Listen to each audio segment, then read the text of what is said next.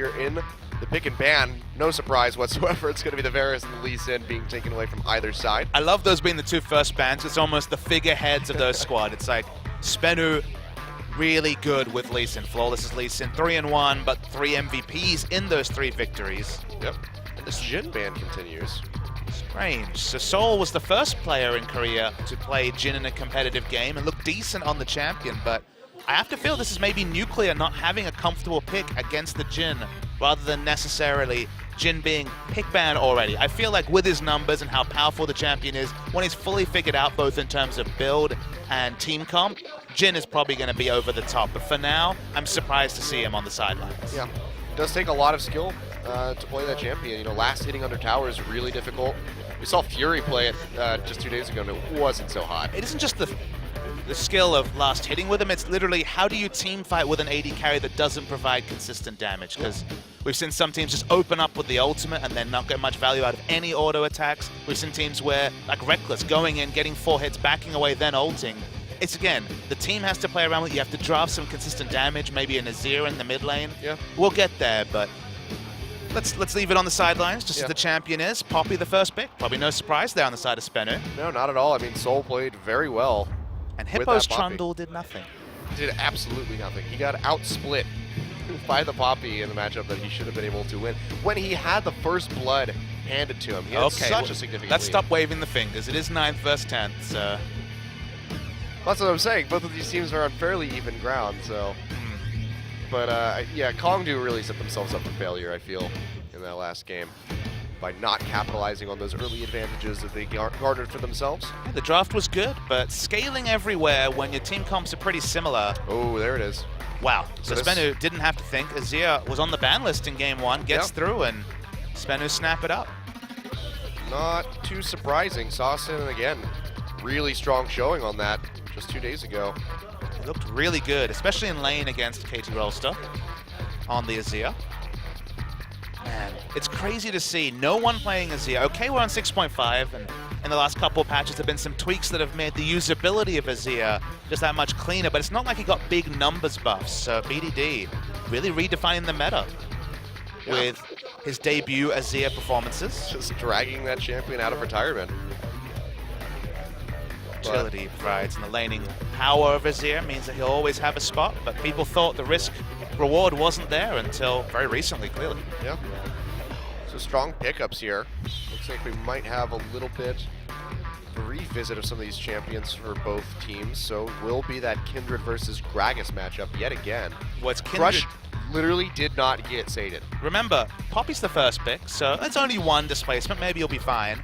The next picks, Gragas and Azir. So that's 3 champions. The first 3 champions all have ways to knock you out of Lamb's Respite. So team fights again looking tricky. You've got a very strong front line for disengage. A hyper carry is certainly a possibility from Nuclear. Question is which? Because it could be a hyper carry, it could just be Sivir. Both probably work just fine. Oh, the Terra cover, I wish. That would be one hell of a thing to see. He's a rework away from seeing play. That's true. We'll see how they tune him. Maybe they will... I'll give you a spoiler. They'll overtune him. Yeah, Tarek is just going to be an absolute monster for the first couple weeks, and then it'll get changed. Leona as well, something that we don't see a lot of. We used to see a good amount of her, but no more. We don't see any Leona. Yep. So no surprise, and I really, really like the draft coming through from SBENU. Yep, Sivir, Braum to round out that bot lane. So going to be able to block a lot of that damage that'll be coming in here from Kongdoo's bot lane. Edge has been a Lissandra player ever since he was back on KT Rolster. Hovering through some picks, Lissandra and LeBlanc are definitely champions in his wheelhouse that he could play that have good laning matchups against the Azir. Twisted Fate will be picking for comp. And Zed. It's a long hover over the Zed. This would be a purely physical damage comp. You see really strong team fighting from the side of SBENU, so you can understand Zed from a, all right, no team fights, it's split push perspective, but with no magic damage at all, it's probably too many eggs in the Zed basket. Yep. But looks like now we might have the Lulu locked in again for Edge. I really don't like the Lulu here just because the team fighting answers to the Lamb's Respite are already there. It feels like once again they're opting into fairly similar comps, but SBENU they have extra tools to deal with the Kongdoo comp, and there's no late game split push advantage for Kongdoo this time. Okay, that didn't translate into anything in game 1, but this is literally an inferior version of the SBENU draft from Kongdoo. Yeah. SBENU looking like they really won out in this big ban. Just strong presence, great wave clear. Initiation, disengage, multiple ways to deal with the Lamb's Respite. Very even laning matchups. If anything, I give Poppy the slight advantage against Nautilus.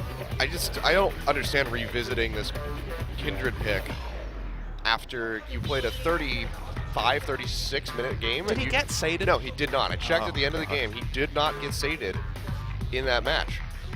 So that is now the longest I've ever seen a Kindred play without getting sated. Achilles, I'm not sated by this draft from Kongdoo Monster. It's actually leaving Neither me am I. quite wanting. Yeah, there's a lot to be desired here from Kongdoo. SBENU looking like they might be able to take this with a 2-0 with a superior composition. Again, they're so similar, it's just that SBENU's outdoes Kongdoo in basically every facet. Yeah. It'll be interesting, and Kongdoo are going to have to play flawlessly if they want to find a win. Kill me. We haven't even had CJ versus Jin Air now. We need you alive and attentive. Yeah, I know. Well, if we have a bit more of a skirmishy game this time around, it'll be good. Keep the energy up, keep the action going, but we'll see what happens. Maybe SBENU will just be able to get 5th Dragon again. I mean, Kongdoo just needs to push it. SBENU got the better trades in game 1 and then blew the game open with their Dragon control. Kongdoo, again, they have a similar comp. We've already seen Kindred picked into Gragas and win. Ambition, very famously, for Samsung doing against Rox Tigers. So there is a world where Kongdoo win. They're just going to have to get crazy. Yeah, we'll find out what happens. Game 2 coming up. Now, we are still on the loading screen, so maybe not that strong. Maybe not. Okay. Understand they're playing the music, The though. music's throwing me for a loop here. Wait and see if they get their issues with the Observer fixed up. These nice, long, dramatic shots of Sassen's face. I've heard this music loop for 3 minutes. It's such high intensity. It's great. Are you ready to get on Summoner's Rift? I am very ready for this loading screen to time out. It's Hippo, by the way. I didn't even know there was lyrics to this song. We don't reach the refrain very often, Achilles. I know. I've literally never heard beyond that first little intro. We're going to be on screen, I think. I think we are. With this music, hopefully. Yeah, this should just stay on the entire How time. do you not jump out to this, man? It's great. Got a nice little slow jam part going to it as well. Solid stuff. But yeah, it looks like Hippo just not able to connect to the game quite just yet. Nope. So just going to wait for that problem to be alleviated. But yeah, pause is coming out as well. So let's take a look at... Let's not take a Let's look at not this. take a Let's look talk at about this. fun things. Yeah, Like, it's... I hear you finished your placements on the Korean server. How'd that go for you, Achilles? Oh, it went quite well. Did it really? No, not at all. It was terrible. All right, so you've played your fair share of solo queue. Full disclosure, how do you do on NA? Like, what level player are you? You're a play-by-play caster, so I don't think anyone here is expecting Challenger. Highest I've peaked is right around Plat. Okay, so Plat player. It's decent. How are you finding the Korean server? What are your first observations about the Korean server? Well, the meta is worse than North America. What does a worse meta mean? I had a Caitlyn jungle in my game. That's not a meta, that's just a troll. Well, okay, so the picks that come out in Korea can be supremely awful. Caitlyn jungle? Yeah. What jungle enchant did you buy? I think it was... Please tell me it was Devourer, that's hilarious. Yeah, I actually don't remember. It could have been... I think it actually was Warrior. I'm now theory crafting like lifesteal Quint, stand in the bush. It was full attack speed page, headshot, headshot, headshot. It was really bad. It was very, very bad. I finished 3 and 7. I think 2 or 3 of those games were very much my fault though, because I decided to play while mildly inebriated. Mildly inebriated. We don't Yeah. talk about that on this family-friendly broadcast. Well, that's why I used a friendly word instead of... So you were doing a Gragas more blatant cosplay, and yeah, I was doing a Gragas cosplay, Yep. and I you decided... maxed W first. And then I made bad decisions, and decided to just play Korean solo queue. Well, W Max Gragas has been working for Ixu. I don't know what your problem was. I don't know. It just didn't go so well for me. So, didn't work out well. But look at that. We're going to get into game 2. Yay!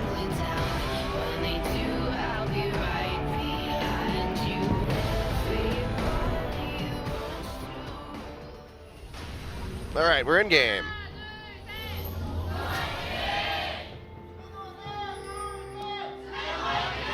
A lot of gusto in the chants for SBENU Sonicboom. Yeah, getting that bass in there. That's what a first game win does, apparently. Yeah.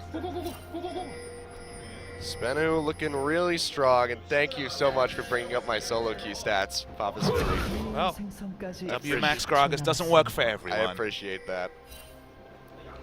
So what does that make you 3 and 7? Is that silver? Is that It's diamond, platinum? Like, where are we at? I'm just a challenger. No, I mean, a level 30 account that has never played ranked before, no prior experience whatsoever. Unsurprisingly, I got bronze 1. Okay. Bronze Korea. Yep. Which is basically plat North America. Oh, we're starting the regional beef. I see. What does that fall in the EU West scale? It sounds like you had a pretty EU West lifestyle there. I played the Raging and the Caitlyn jungles. I did play EUS at one time, and that was actually the most toxic experience of my life. I mean, you had a Caitlyn jungle, and you can't read Korean, so That's maybe true. you need to give Korea its just desserts too. Yeah, I don't know what they were saying. So for all I know, they were just sending out all of these expletives into the chat. But I can assume that it was all just happiness and rainbows. It's true. Some of the Korean characters, when put together, look like happy faces. Sometimes they're happy faces, sometimes thinly veiled insults. Yeah, the only thing that I can say that they'll really understand and interpret my mood is just ZZZ, like over and over again. ZZZ, that does definitely translate. Yeah, that they understand. Guga is lurking. But you know what? I do have a 100% win rate on my Kalista so far. 100% win rate Kalista. Yep. It's pretty devastating. Got a double quadra kill in my first game. A double quadricrill. Yeah. It's good stuff, Cougar. Running around doing Minotaur things. I wish Revive was still in the game, then it would have been effective octa kill. When Revive's back, another quadra. That would have been nice. Those were the days. Those were the days. Bring back teleport Revive card this mid. Phantom Lord, please. Or I can't even remember the other summoners that just didn't meet the mark. It was like promote or whatever. There's been so many. Garrison. Yeah, Garrison. There we go. There was the one that looks like the effect of more Malmortius, Surge. Yeah, there's a lot of really weird ones that just didn't last very long. They're like, hey, they're in the game. Oh, no one used them. Let's take them out. Surge Kale was pretty legit. Oh, Ability power and attack speed. Yes, please. Filthy. Good times. Yep. Kale, not somebody that we see too much of, actually. Was actually Sin. What was I watching? There was a Kale top, but not to much success. I was actually in the OPL, so I was watching my roots, watching some Australian League of Legends. And I'm sorry.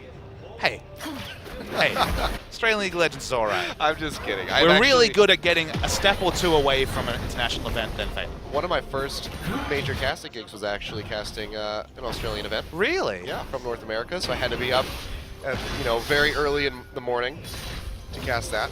It was Alienware Arena. And it gave you the chops for a day like this. I don't think that it did that. Well, the lane swap's on, so that's exciting. Hooray. Yeah, those were the days where the caster is responsible for the broadcast as well, so I'm running OBS and broadcasting this and in control of all of the transitions. Funnily enough, you were actually a very rare find, because one of the issues back then, as you mentioned, was that Australian internet wasn't really up for streaming at any level of quality, so roping in an American to help out with being able to stream at 720p was very difficult back in 2012, 2013. Hey man, I offered 1080. You did Arsena solid. But they had to deal with your casting, so that wasn't the best. And it was a solo cast too. Really? We'll organize one of those for you at OGN at some point. Oh, I can't wait. I'm sure it's significant. I'm sure that one now will go significantly better than it did like 2 years ago. I've had a few gigs under my belt at this point at least. I really want a solo cast in OGN event. It's a rite of passage. Monty hasn't had a true solo cast. I haven't either, but Chobras and Doas will live in infamy. It would be interesting to see. You get a really good game to cast, like another Rocks Tigers game. I think we could probably find a sub for the Rocks Tigers SKT cast. Yeah. There is 4 of us now. This is very true. You're leaving us soon. Well. For momentarily, I should say. I don't want everyone freaking out and like, Papa's leaving OGN. It's going to be a lot of Achilles next week on the cast, that's for certain. Yep, me and Monte Cristo will be rounding out every single day, every single game. Doa and I go on a secret mission, not to be discussed on Riot Games. So that'd be fun. It's your first time in America, though. First time in America. So, okay. Which is surprising to me. We've talked about your entrance to Korean solo queue, my entrance to North America. What should I expect? I've heard the stories. I've watched the TV shows. Like, I think I'm ready for America. You're going to Hollywood, so it's really, you never know. It could be just about anything happening. It's true. Am I going to become a star in Hollywood? No. Damn it. You might get stabbed, though. Ooh. In a fun way? No. A very, very sad one. We can see, though, first dragon has been taken by Kongdoo Monster. It's going to be matched by the Rift Herald take for SBENU up on the top side of the map. Riveting. So no 5th dragon at 30 whatever minutes for SBENU quite just yet. You say that, but you add 24 minutes on. 30 minutes, baby. For Kongdoo, though. Yep. So take considerably longer for SBENU, but so far just standard stuff. We're just seeing these towers traded like we saw in the last game. Don't worry, us talking about America and your solo queue did not take away from a riveting opening to this lane swap game. No, not at all. No big CS advantages. Doesn't seem like either of the top laners were really put in a terrible position in terms of lanes bouncing, so pretty happy stuff all around. Yep, just gonna have Soul pushing up on that top side. I'm trying to get some vision. Misses at Pulverize. What is happening with Guga this series? I don't know. Those Fates calls in game 1 were maybe not game losing, but certainly not helpful. It contributed to the loss. I'm a contributor to the loss.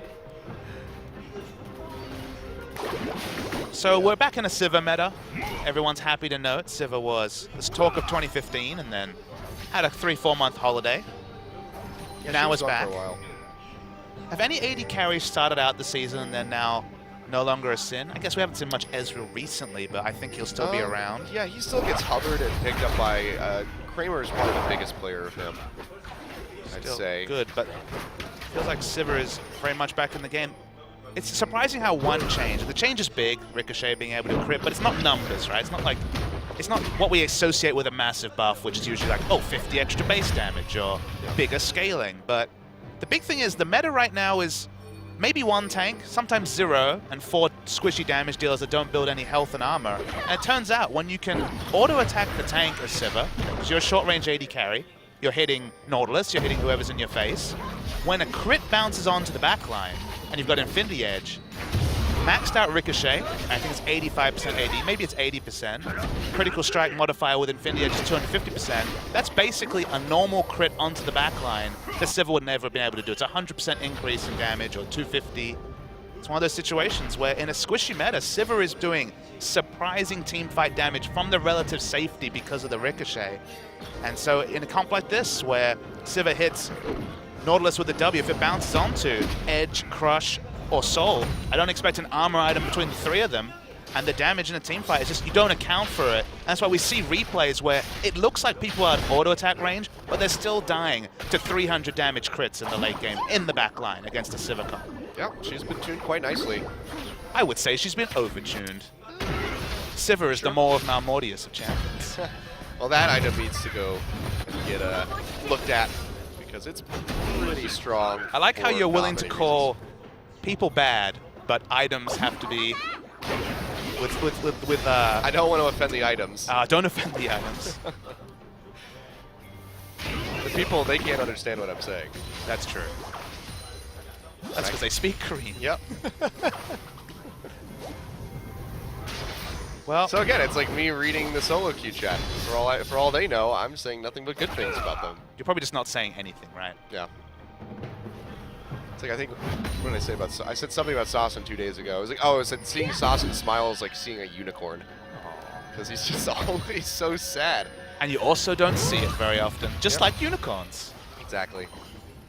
But this time, we might actually get full-on happy Sawson. Well, laning phase hasn't been that happy. Is 13 CS in the hole against Lulu, but probably not going to be the biggest deal. Probably not at all. See, though, both of these waves just being controlled top bottom side of the map. It's going to be recall, and probably not going to see any team fighting really until that second dragon comes up in a minute and a half. Maybe we'll get some kind of skirmish. Well, we didn't see a skirmish with the 4th dragon in last game, so... That's true. But SBENU seemed like they're a bit more willing to fight than Kongdoo. Kongdoo just kind of rolled over. It's like, I accept my fate. There's no other way to characterize the capitulation from Kongdoo after running the early game, building scaling items, then losing a team fight and the game ending, basically. The reality when you let 4 dragons off the hook for some Rift Heralds. Harold the Herald just not holding up compared to the dragon. And so far, this is just going to be pretty good here for SBENU. They want the scaling to come through for Sassen on the Azir. Already has the Stinger completed, so we'll be able to get that Nashor's Tooth really soon. SBENU in position for the Rift Herald. Oh yeah. Well, if they send enough people towards it, they might actually have it killed fast enough to be able to walk over to the dragon. Yeah, you can see the pings coming out though. Kongdoo are going to get ready. Still 20 seconds, so they might be able to, yeah, they're going to be able to get this and probably answer the dragon. Teleport is available for Soul and Hippo, so we might just have a fight break out here. A big item discrepancies, although completed Frost Queen's claim compared to the components on Azir for the Nationals too. Yep. Oh, Flawless shows up, says that's mine. It does have another charge of smite, so just a 7-second cooldown till that's back. Kongdoo start the dragon. Yep. Ward over the wall there, so they do spot this one out. Soul still roaming his way up to the top side. Kongdoo Monster, they pull it out. Flawless already uses the body slam. He wants it to reset. Yeah, Teleport's coming in. Double TP coming in. Dragon getting really, really low. That's going to be the knockaway, and it's actually confirmed by Sassen. Meanwhile, the bouncy house comes in, but Edge gets pinned to the wall. He goes down for the first blood. It's going to be Secret taking that one out. Lambs despite used by Crush, trying to stay alive.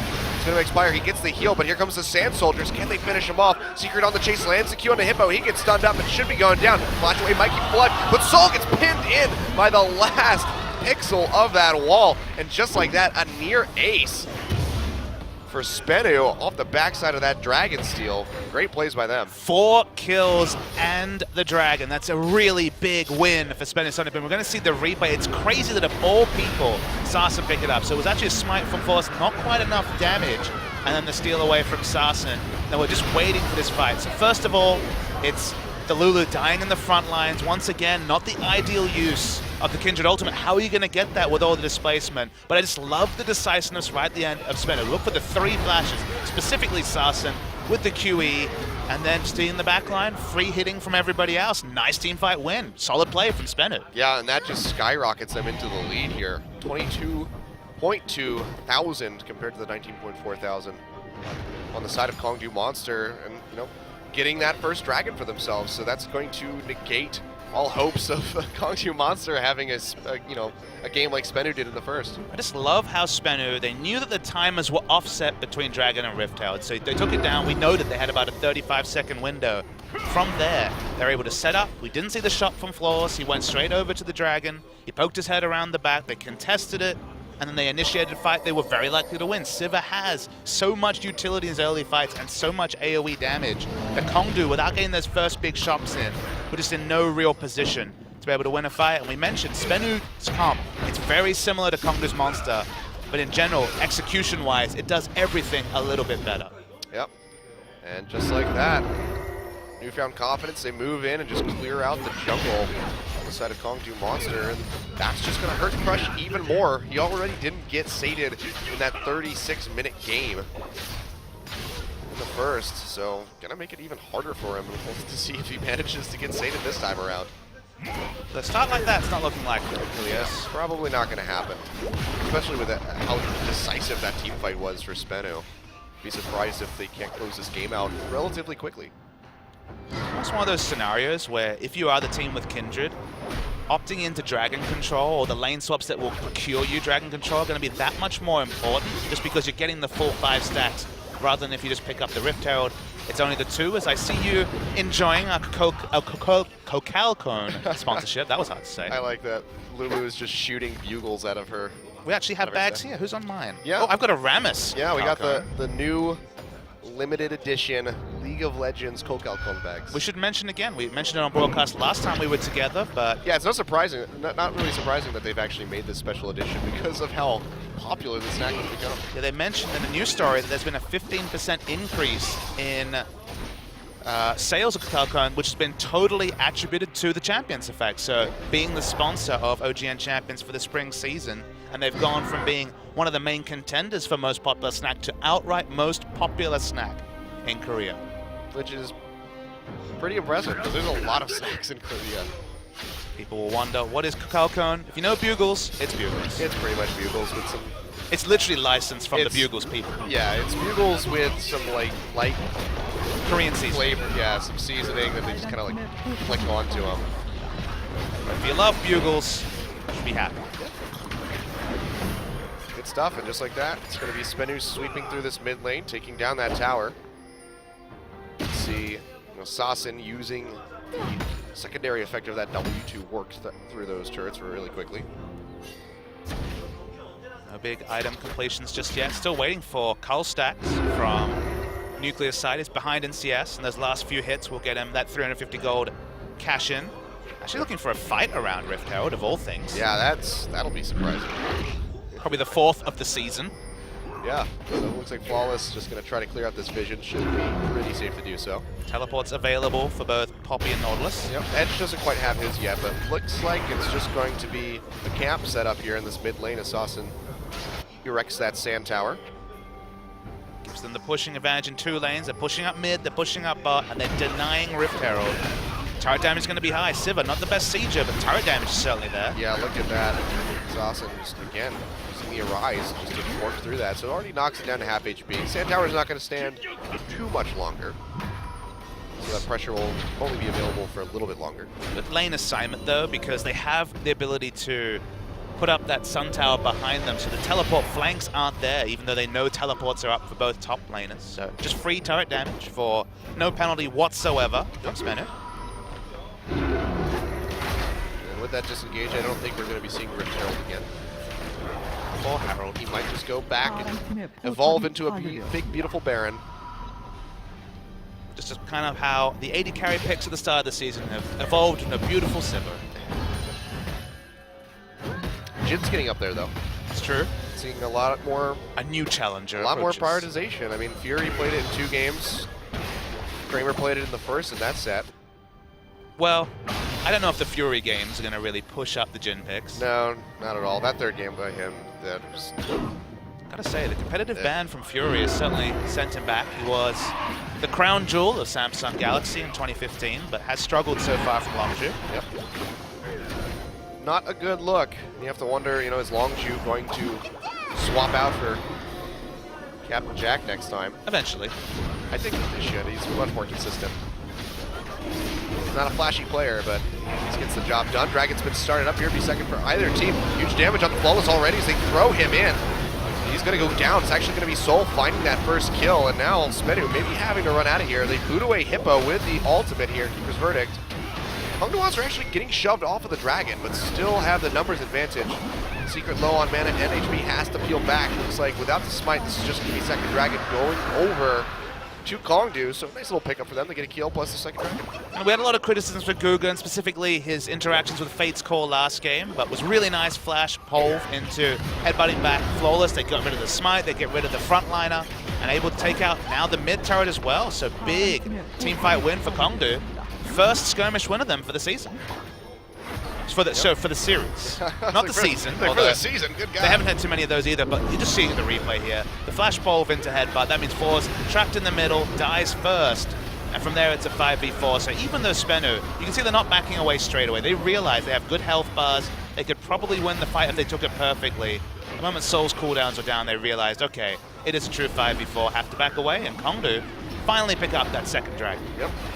SBENU, though, they're not going to sit around and lose for nothing, so they go right back over and do get the Rift Herald. So that will be the last Rift Herald, as Baron's going to be spawning in about 15 seconds. We'll see what they can do with that buff.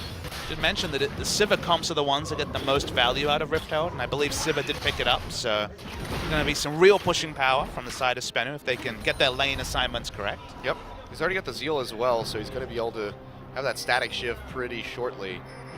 He will just start melting through those waves. Despite the kills and quite the hole in terms of itemization, it is the completed rapid-fire cannon from Soul compared to just the Zeal, as you mentioned, on Nuclear.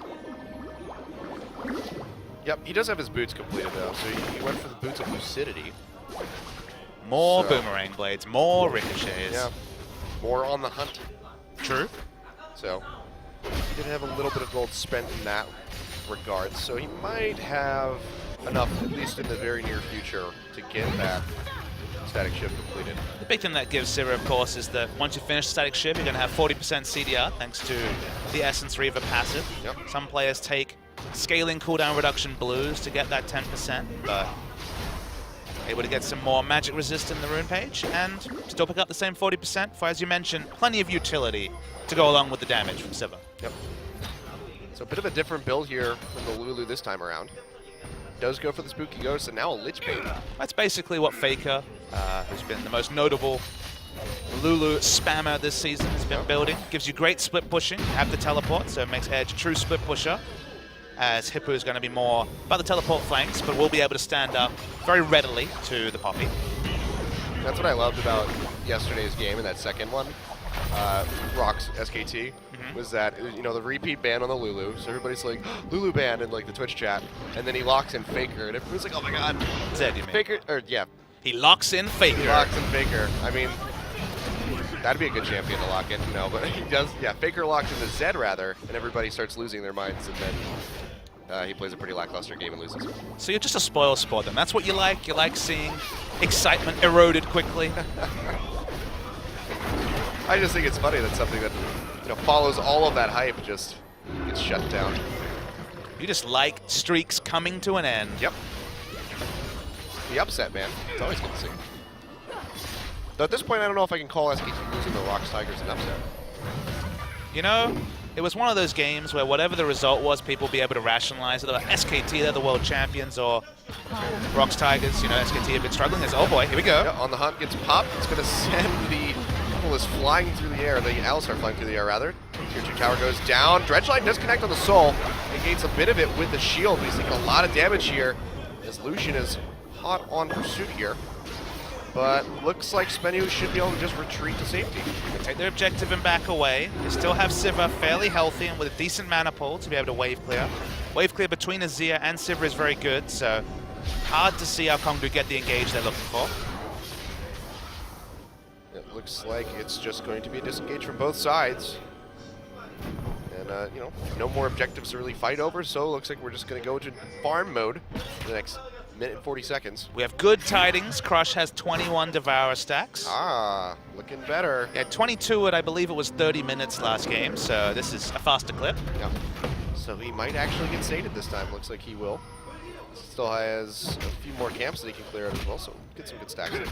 Wow, Nuclear's done something different. We've seen almost exclusively he has. static Shiv on Sivers. So gone for the Phantom Dancer. Phantom Dancer definitely, a couple of patches ago, got a bit of stat increase. So in terms of what it gives, there's just attack speed, critical, and movement speed. It's actually in a really good spot. But big thing this item brings is dueling. For example, if you feel like you're going to be auto-attacking the Kindred a lot, auto-attacking basically any of the damage deals inside of Kongdoo, it does give you that negative 12% damage, but interesting to see that taken away. They have such strong wave clear with Azir. I guess they feel that the instant clear from the static shift isn't necessary for their comp, but it's going for more of the duelist approach in the Phantom Dance. Yeah, I mean, we saw him clear out that massive wave that had balled up in the bottom side. Still only took him about a second and a half, so I guess he doesn't need the static shift. So interesting to see Nuclear kind of adapting and changing this build that became really standard since Sivir has come back into the meta. It's just one of those scenarios where the big thing Riot tried to do is that Phantom Dancer, Static Shiv, Rapid Fire kind of all bring something unique, and there's not one best choice. Yeah. So that's why it felt like it kind of been mindless. Everyone was just going with the Static Shiv, but Nuclear trying something different. Just to see if he survives one of those fights because of it. Be big, as might see an engage. Yep, Soul's just roaming down from that top side, not going to be able to find anything, but this is going to be the fourth dragon of the game spawning. Would be second for SBENU if they can take this away. Definitely. Picking this one up would basically remove the realistic opportunity for a fifth dragon win condition. Kongdoo look to want to contest. Yep. But they do. Still Hippo on the roam down. It's going to have to use the teleport into that brush. Ultimate gets thrown out. It's just going to boot Alistar out, but that's enough to confirm confirm the Dragon here for Flawless. The question is, does he want to go back in? Flash body slam on a Hippo, knocks him into the team. They should be able to choke him out. Lamb's Respite comes down. They're just trying to sit in this, stay alive as long as possible. Fisher comes through. Hippo dashing back in, gets on the Sasin, knocks him up in the air. But Sasin, the damage is starting to come through, and Crush stuck in the pit. He goes down. The Azir finishing him off, and Soul is still a very healthy Poppy. Playing up in this front line, Cougar almost going down. The flash boomerang from Nuclear will finish him out. That's going to be 2 kills picked up so far for SBENU. Looking for more as they go on to Soul. Looks like he's going to be able to dash over the wall and get to safety. Nicely played again by SBENU. The big thing for Kongdoo Monster is that because we're early enough in the game, no one can match the tankiness of Alistar in the front line. There aren't enough tank items on the likes of Poppy and Gragas. So Gragas is dying early in these fights, and that's forcing Sivir to back away, not be able to get those consistent ricochets in.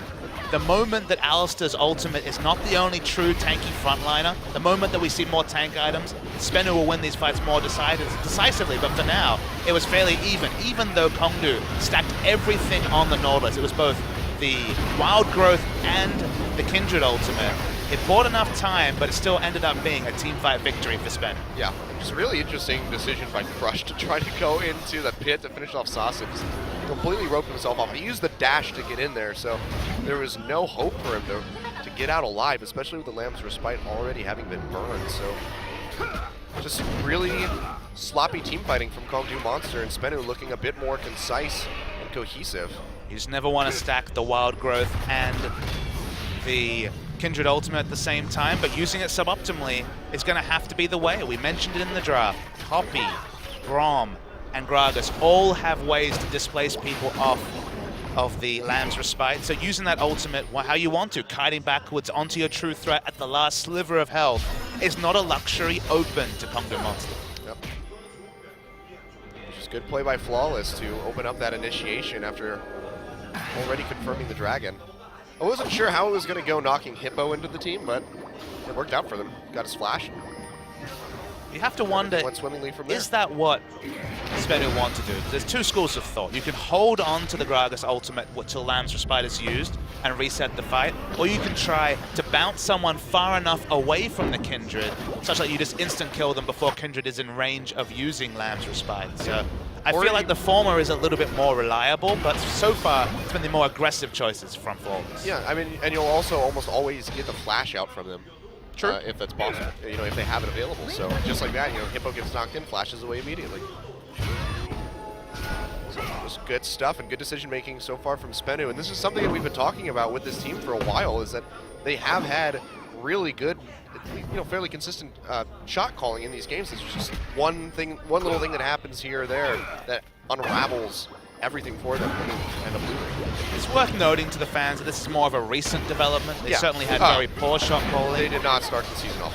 Yeah, they struggled at the start. We thought this was going to be a big season for them and growing. Sivir. Yeah, it's going to be on the hunt pop. Sausage actually taking a lot of damage from the Lucian. Cougar goes in, not going to be able to find the initiation though that he wants.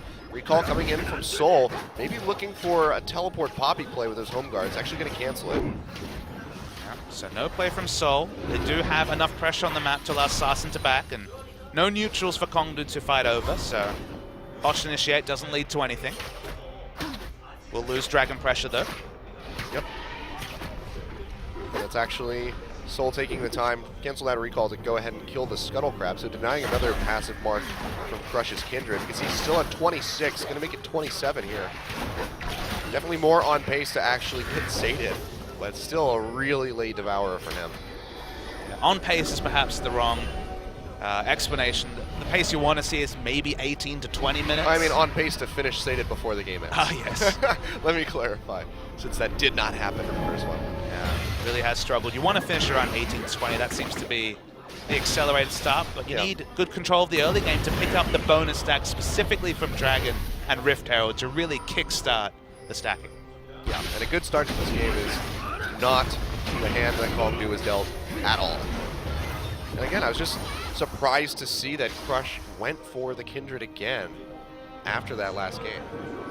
The pool's pretty limited when Nidalee's gone. You want to be able to duel, you want to be able to fight early in the game. I agree that the moment they saw Poppy first pick and Gragas available, that perhaps Kindred should be a lower priority, but again, Ambition pulled it off with early aggression, playing around your lanes. You can win this matchup. It's just how much of a hot early game can you pull off before inevitably team fights become very execution heavy against, it's basically a game of chicken between the Lamb's Respite and the Gragas Explosive Cast. So the answer once again, 2 games in a row, is they just haven't been able to really turn what can be a really nice aggressive matchup between Kindred and Gragas. If it's a farm fest, which is what Devour Kindred usually turns into, then again, you have to go with the more reliable disengage than the execution-heavy Lamb's Respite. Yeah, very true. Just surprised that we didn't see something like Elise come out. Kongdoo banned that in the first game. Available for the second, but still just opting into the Kindred. And so far, it's just not really paying off for Crush. He will, or should be getting sated off of this camp of Raptors, I believe. If not, he's about 1 away. SBENU just... Yep, still doesn't have it. He's 1 or 2 away. Dragon spawns, both teams at 2. Yep, this would be a decent pick up for either side, I suppose. But not really something that needs to be prioritized. But it does give us an excuse for a team fight, so I'm all for it. Well, when it's 9th versus 10th, the waves aren't going to be prepped, so excuses for team fights is all we get. Pretty good. See the Sand Soldiers being used to just keep Googer away. They want to deny that pulverized engage, but they get it anyway. Saucen does get knocked off, but Secret just taking up the front side with the Unbreakable, keeping him alive. Secret has to jump away, and Googer with that ultimate up. He is still very tanky. Ulti comes through from Hippo. They push back in. Looks like Kongdoo Monster should be able to confirm the Dragon, and they do. Boomerang Blade not going to be able to steal it, but Hippo gets pinned into the wall by Soul. Pushed away by the Empress Divide. He has to flash out as well. This is going to be SBENU hot on the chase. Googer going to be the first one to fall. Several members of Kongdoo still very low. Let's see if they can continue this, or if they're just going to rotate over to that Baron. Looks like it might be the latter. Oh, but SBENU Sonicboom deserves so much more Achilleos. The move from Saucen was awesome. The QE into Emperor's Divide knocked everyone out of the radius of Lamb's Respite, but they just had no more CC and no more flashes to be able to get kills on the exit members. They try for the cheeky Baron. Can't get it. Kongdoo looking for a punish, but there's no way wave. to do that. There's no wave in the mid lane. Hippo, he used the teleport and he's zipping around here with Edge, but they're not going to be able to find anybody. They wanted to exit kills, but yeah. Nope. So that's 2 teleports down, and Soul still has his, so advantage right back into the hands of SBENU. Still was a fairly even fight. Kongdoo got the Dragon, and only 1 member fell after that, so slight advantage to Kongdoo. Yeah.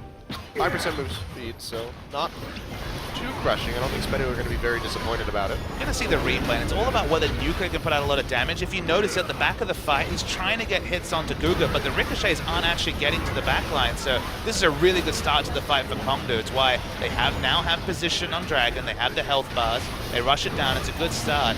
But you notice, the moment that SBENU go for the re-engage, specifically it's the flash from Soul, watch for the Azir pushing 3 members out of Lamb's Respite, and if they still had Sivarol, if they had turned, if they had more CC, there's more kills to be found. But really nice preview for what can happen and what even just Azir. We think of Poppy, we think of Gragas ult, but Azir, the ultimate, again, a great way to move people out of Lamb's Respite. Yeah, just aggressive by Saucen in general. Hasn't died yet. 2-0 and 4. And a very aggressive build as well. The Rylo's Crystal Scepter, really the only defensive item that he has. Smart from SBENU. There's no teleport from Hippo. Yeah, this is going to be a 5v4. Soul comes in, knocks Cougar away. They go over the wall onto Crush. He can't even use the Lamb's Respite. He goes down. This should be the Baron. Oh my God! It's not. It's actually taken by Soul. What is... Oh, no, it wasn't. Sorry. Soul kills the Poppy. I thought the Baron was stolen. It still goes over to SBENU Sonicboom, and now they're just cleaning up this fight. I got too excited. I was expecting the Baron. That's okay. We noticed it now. We did. Sunfire Cape didn't take the Baron. We got this. I really thought that was taken by the Lucian. Looked like. Oh well. I guess I'm just setting myself up to believe that SBENU are going to have Barons stolen away from them. So I'm getting a little antsy on the trigger finger there. But this is them still hunting. They're trying to find Hippo. Not going to be able to. They should be able to just keep that wave on the bot side moving up into that tower, if not just take it. Saucen is here. He has that W available to him. But the move for SBENU was very smart. They had the teleport advantage. They used it. Hippo just walked nonchalantly, but got nothing. Yeah, he's going to root in. Saucen gets popped up by the Pulverize as well. Edge is here to layer on the damage. He's going to take down Saucen. And this is going to be Secret and Flawless, more than likely falling as well. The dredge line goes wide, but it doesn't matter. The Glitter Lance is there to confirm the kill. Flawless on the run, tries to slow him out by rolling the barrel, but he's still going to get hit by Cougar. Knocked up in the air, he goes down. Crush finds that kill, just like that. 3 more kills coming in for Kongdoo Monster. The 3 remaining Baron buffs removed. Yeah. Definitely an overstay from SBENU. There was no need to do that. They didn't have any damage available in their 3-man core. Yeah. Got outclassed by what Kongdoo and their respawns could do. And now they might even lose their inhibitor as a trade. Yeah, looks like at least this tower's going to go down, but Kongdoo, very healthy, the wave in their favor, going to push in here. 20 seconds on Sassen. See if Nuclear is going to be able to clear this out. Doesn't even want to step near them. It's going to be the ultimate going wide. Soul with a nice dash away, and the inhibitor falls, so Kongdoo finding a way back into this game. Big mistake from SBENU. All they had left was the 3-man group of Sassen, who okay does a lot of turret damage, but Flawless and Secret, who get really little out of the Baron buff stats. They overstay. They don't expect there to be a true contest from Kongdoo with all their teleports down, but respawns are enough. Really smart re-engage, and they get a lot out of it now, because the Baron is basically only gold, because no one is wearing the buff after those 3 deaths come through to subsequent after the first 2 people died during the fight. So what started off as a really smart move from SBENU. They had the teleport advantage, they used it, they get the Baron, ends up in disaster. Yeah. Disaster would probably be the best word to describe it. Rough stuff. I mean, SBENU's still with a pretty good gold lead, but with that inhibitor down, so much pressure going to be applied in that mid lane that should allow for Kongdoo Monster to start pressuring out on these other sides of the map. So, SBENU still just playing far forward, trying to counter pressure as much as possible. Remember, their 5-man team fight does have a lot of answers to what Kongdoo have picked into, so they're still probably pretty confident in the 5v5. We can see they have a slight gold lead, though at this point, not the most massive. They can put that sun turret up, so not so many places for the teleport flank to happen. Yep, help him hold that lane. Hippo still is on the top side. He's pinging out. Looks like they're just going to try to buy enough time and clear out so Hippo can get some damage onto that tier 2. So SBENU is going to have to back up.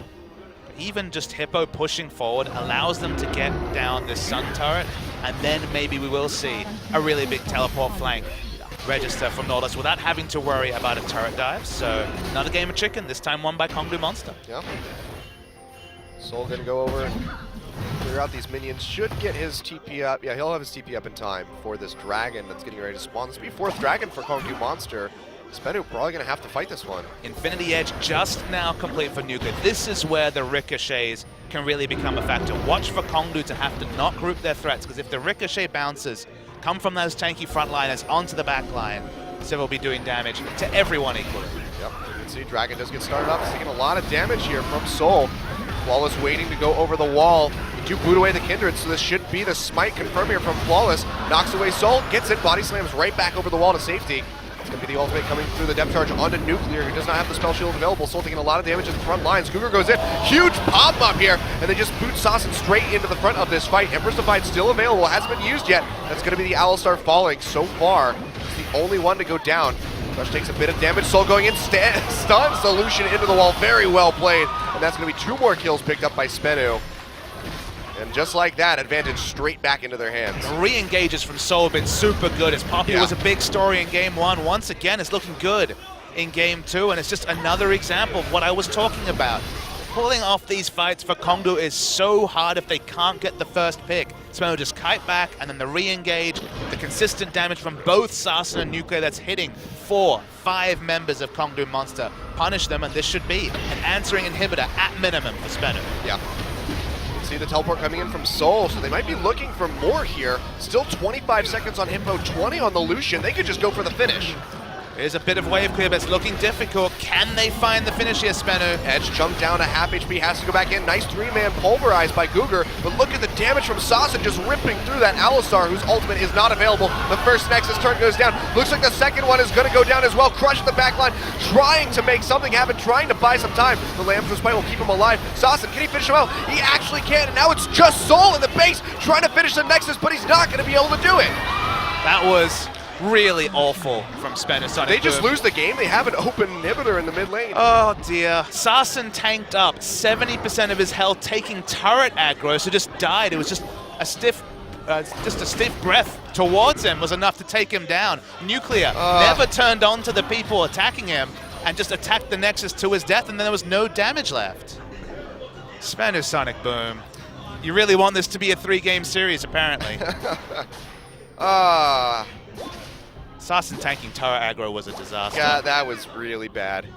He just got too aggressive onto edge. Saw him get chunked out to half HP. Tried to go for the finish. And Guger was there to help just lock him and keep him into that tower aggro. Let's get a replay of this. And Sarsen, watch his tanking of the turret aggro. He's still tanking the turret until he hits 30% health. From there, he's just going to die. And Crush does so much work in the backline. Takes out the Sivir and pops the ultimate. Still fighting, turns on to Sarsen as well. And then it's just Soul. So the target selection, the decision making right at the end of the game, or what could have been the end of the game for SBENU, really let them down. Yeah. And no teleport available, so you can't even threaten the TP back door. So that's not quite going to happen. So SBENU looks like they're just going to collect themselves. Baron's getting ready to spawn, so they could go for that. And they're actually in a decent spot where they can threaten the Baron and maybe just send one person into the base to try to finish off the Nexus. Only the mid lane inhibitor down. They don't have any pressure on either top or bottom lane. It's probably going to have to be another team fight win. That's the reality of 9th vs 10th. We've seen very little 6th man or play around the minion waves. In game 1, when SBENU had 4 dragons, they could easily have set up a situation where the minion wave pushes in one of the side lanes at the same time as dragon spawns, but it's not something we've seen from SBENU, who have basically paid no attention to side minion waves all season. Right now, it's just a lot of tiptoeing around this mid lane. Inhibitor has respawned for SBENU, so they'll at least have the super creeps pushing in their favor. Very slight advantage here. We see the sand tower going up, so they have some point to hold. Baron spawns. Some recalls coming through. Kongdoo Monster might just try to rush this down. Well, they want to fight. Both teams want to fight. That's all they know. Clearly, this has been a much more bloodthirsty game than the first one. I think we had 9 kills on SBENU last time. This time, 13-11. The game's not even finished quite just yet. You can see that Nexus has regenerated all of his HP. It's one of those situations where all SBENU know is fighting, and Kongdoo have no Nexus turrets, so the only safe way they can win the game is fighting. Because if they try to bait something and their bluff gets called, or one of those teleport wards were in the base, there aren't any, just to be clear, the backdoor potential is supreme. So let's see if SBENU can think this one out, because that's the easiest way for them to win. Otherwise, 50-50 fight time. Yep. You can see, though, big waves have been building up in that top side. Drew Nuclear over to clear it out because there's a rock portal placed by Hippo over by the Krugs, is doing some work and making sure that that's constantly pushing against them. We can see, though, Edge down to the spot side. TP already going to be used. So he arrives, and SBENU just go, all right, well, we just won't take the Baron right now. Well, that was early. That was very, very early. And the wave is still building in SBENU's favor at the bot side of the map, so not much accomplished. Sometimes you watch a game, it's very clearly 9th vs 10th clears. Yeah.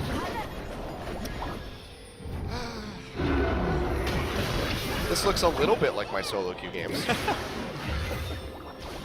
Just without the very bizarre picks.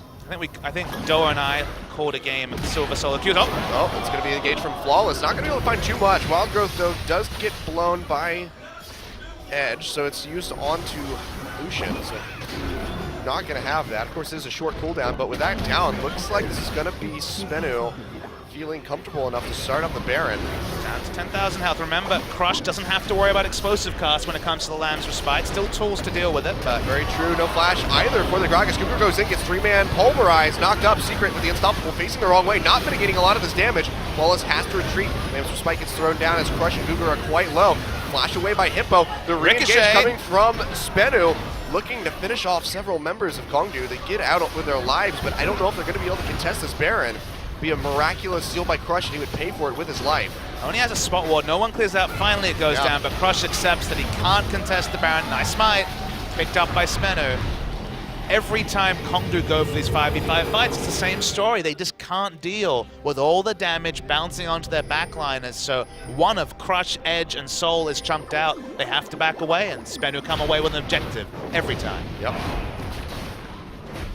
But Kongdoo are going to try and answer with the Dragon. It would be their 4th, which is certainly something. Got 3 members of SBENU waiting in the wings, though. Sassen has no way to get to this dragon, so yep, gonna be there. Yep, so they just go ahead, give over the 4th dragon, but they still have that Baron, so pretty good trade if you are SBENU, and now they should be able to just push up, take that inhibitor down, and maybe finish the game. But it looks like they're still going to play this one a little bit slower. So to be realistic, this 5th dragon in any other series would mean nothing. The 4th dragon pickup and the threat of the 5th dragon, just because when you've got no Nexus turrets, you should never be able to leave your base as more than a 1 person to be able to get anywhere near the dragon to ward it, let alone take it. Yeah. But because this is a game where the side minion waves are never pushing up, there's never the heaped aggression of 2 people pushing the side lanes and then the 4-man group in mid pressuring them, that we might actually see a fight around 5th dragon just because SBENU refused to ever pay lip service to more than 2 lanes at a time. Yep. See though, splitting up that bot side, Soul bringing that one up, so they will have a bit of pressure. Top's building as well, so this is looking a little bit better for SBENU. But still going to take a considerable amount of time before those waves can really get in range of threatening the towers or the rest of the base. For some reason, Gragas is pushing in mid, of all people. I don't know. Gragas, new split pusher. Very empowered minions, though. Getting ready to do some work on this tower. Nuclear getting some time with it as well. It's already down to half HP. Wave moving in that mid side, getting ready to get on the inhibitor. And these 2 Baroned up minions doing a lot of work. Now this is pretty much do or die time for either team. Misstep and either side could win. Bo doesn't have any teleport wards. Oh, Sassen taking so much damage. Nice shield there by Secret to block the culling. But that should send the Azir packing. Heal's still available. Cougar goes in deep, actually gets locked up underneath of this tower. The cask is not going to knock him back in, but it might not even matter. Lambsdorff's Spike comes down to try to keep him alive. He's on the retreat. Looks like he will get out. Wild Growth has to be used as well. The Sand Soldiers cannot finish it off, but that should be the turret going down here for SBENU. But every tool in team fights has been used to keep the support alive. Yeah. SBENU should honestly just stick around and keep pushing because they know that all the big team fight ults are down. But they back. And they back off. Wouldn't be SBENU versus Kongdoo Monster without it. Maybe we will just wait for that 6th or 5th dragon to come in.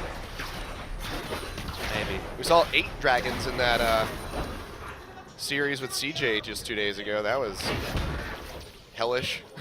People have accused me of hating SBENU Sonicboom, which is, you know, it's funny. The casters really don't play favorites, but I just get frustrated with a team that can draft a certain way and then just totally disregard it, that can, for parts of games, play very smartly, then ignore simple things like pushing your waves up. It's just the frustrations of how good this team could be with amazing mechanical players. We've seen flawlessly Sin. He is a wonderful mechanical jungler. Nuclear and Sassen, both very promising in their own right. Soul's been stepping up this game, but it just feels like it should all group together into a really delectable package, but never does it do so. You should have seen how frustrated Monty was in that CJ Longview series when they had an opportunity to take, I think it was like an inhibitor and like 2 towers or something, and then they just decided to back out of the top. Why is there a minion? Why is there a turret in top lane? Why has no one ever pushed it? Why? I don't know. See, there's SBENU trying to push in on this inhibitor. Wave's cleared out. They should be able to get some quality time with this. Crush and Cougar taking so much damage. Flawless goes forward with the flash. Not going to be able to find anything. Just knocks him away. Cougar's still taking a lot of damage. Has to pop his own ultimate. Hippo gets stunned, and Crush actually goes down. Can't even use the Lambs to spite it. Just like that, SBENU going to start sweeping through the rest of the members. Wild goes under the Lucian, uses the culling in a last-ditch effort to try to keep him away, but he cannot do it. Just like that, won the last fight. 3 members go down on the side of Kongdoo. That's going to be the Nexus falling, and SBENU Sonicboom have found their first win. It took 14 matches in Champion Spring 2016, but finally SBENU do it. Finally they can smile after a best of 3, because they finally have their first and probably only, let's be realistic, victory this season. They did it the hard way. They decided, why deal with 6th man? Why deal with them? Let's just fight. And they had the ascendancy. Picks and bans, we said, both these teams will run against each other, and the team from SBENU has more options, specifically at playing around what Kongdoo had drafted than Kongdoo does, and that proved the truth. Every time we saw a 5v5, it would eke out to a small victory by SBENU until they blew it out in the last fight, got the first pick onto Hippo. The rest was history, and SBENU Sonicboom, congratulations. It will not be a winless season for you. Yeah. With this victory also, they are not guaranteed to be in the relegation tournament. There That's is a very true. world where they go on a big running win and can get out of that area. Are they realistically going to do that? Probably not, but still, you have to give them their due on the day. They did win 2-0. They played pretty well in game 1, all things considering. Game 2, it felt like 9v10th, but they won it nonetheless. Yeah. Just good job by SBENU. You can see Kongdoo looking a little bit distraught here. And even SBENU, you know, they realize that they're still in a rut. They're not jumping out of their seats happy, but smiles on their faces, some chuckling. The coach kind of hitting Sassen on the shoulder a little bit. So with But that it's good. 2-0, Kongdoo will move to -21 game score, and SBENU will move to -20. So SBENU actually do jump up off the bottom of the table for the first time this season into 9th spot. Yeah, so now a lot of pressure on Kongdoo, have to perform. When we come back, we'll have an interview with our MVP at our second set of matches.